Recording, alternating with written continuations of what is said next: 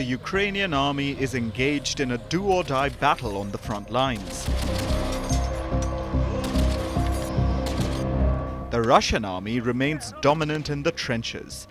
Despite Ukraine's successful incursion into Russia's southwestern region of Kursk, Vladimir Putin's forces remain in control of large parts of Ukrainian territory. Ukraine's F-16s are yet to turn the tide for Volodymyr Zelensky.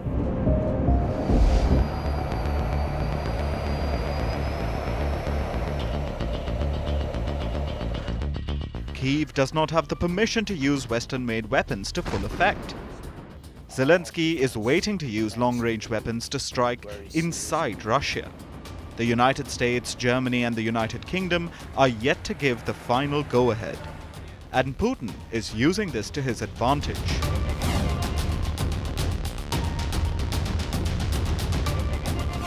Ukraine's incursion into Kursk has dragged on for over a month. Zelensky's troops still control almost 1,200 square kilometers of Russian territory.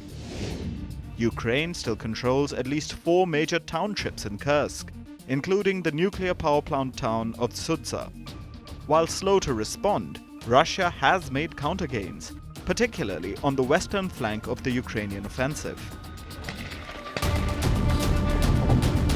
However, apart from the success in Kursk, thanks to a surprise offensive, Kyiv is not seeing much improvement elsewhere.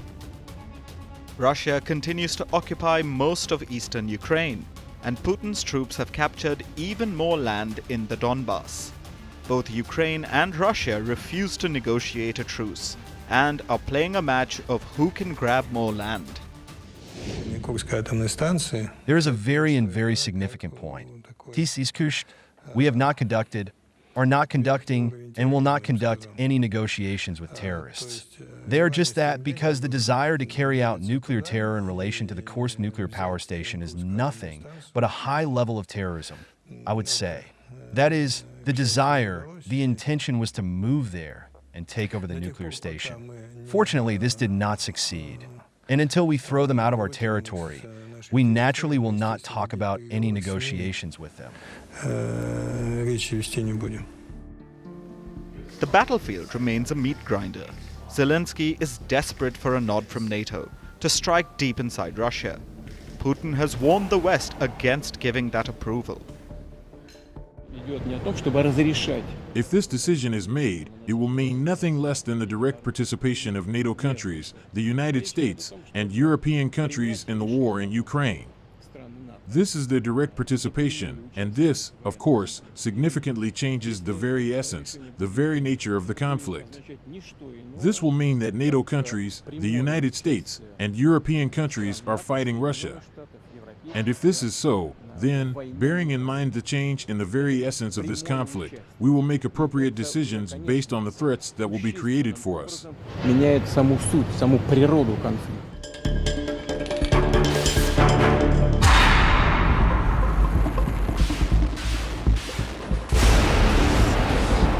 With an eye on NATO, Putin decided to flex his military muscle as he launched the largest naval drills since the collapse of the Soviet Union.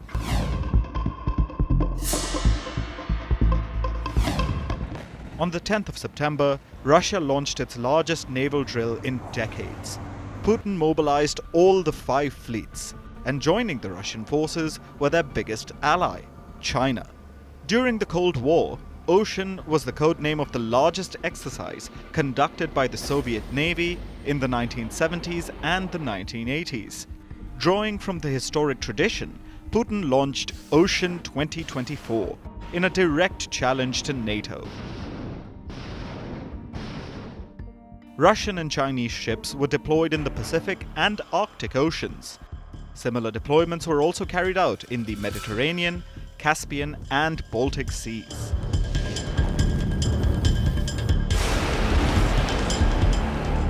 Ocean 2024 saw the participation of at least 400 battleships, including submarines, destroyers and frigates. Over 130 aircraft also took part in the exercise. More than 90,000 personnel were involved in the week-long drills. Russian and Chinese forces practiced anti-submarine warfare. enemy aircraft interceptions and live-fire drills involving a range of weapons, spanning from small arms to tactical nuclear missiles. Putin said the drills involving China were a message to the United States and NATO that the Western nations cannot sleep on Russia and China. We see that the United States of America are trying to maintain their global military and political dominance at any cost.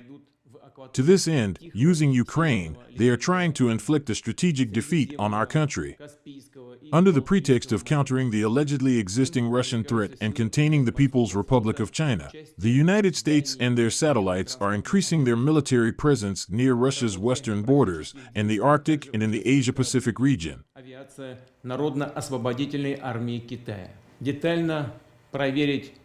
fact, the U.S. are provoking an arms race, disregarding the security of their European and Asian allies, creating the preconditions for a dangerous crisis situation in Europe and the Asia-Pacific region.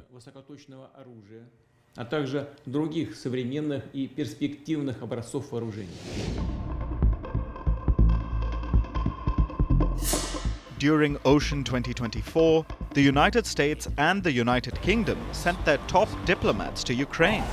Antony Blinken and David Lammy met Zelensky in Kyiv, and they pledged more support for Ukraine. Thank you very, very much, and it's always so good to see you and to see all of our colleagues. I'm delighted particularly to be here with David. The United States, the United Kingdom, united for Ukraine. And not just our two countries, dozens of other countries that continue to support Ukraine's success, Ukraine's victory. This is the first time in well over a decade that a Secretary of State from the US and a Foreign Secretary in the UK have traveled together, and that is to reiterate our complete support for the Ukrainian struggle. Following their visit, Putin decided to increase the heat. 4 Russian ships were ordered to leave the designated exercise area in the North Sea and pass through the English Channel. Russia also flew 2 strategic bombers over the English Channel airspace.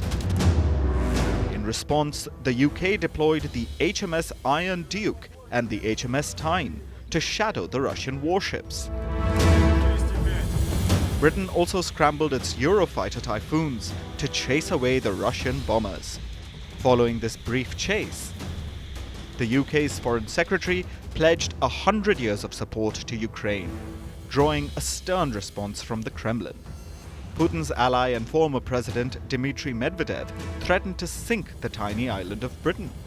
Medvedev added that Russia's hypersonic missiles would get the job done really fast. And Putin doubled down. He threatened to take the fighting to the open seas. Russia must be prepared for any development of the situation, and our armed forces must ensure reliable protection of the sovereignty and national interests of Russia, repel possible military aggression in any direction, including in the ocean and sea zone. The Navy plays a key role in solving this problem.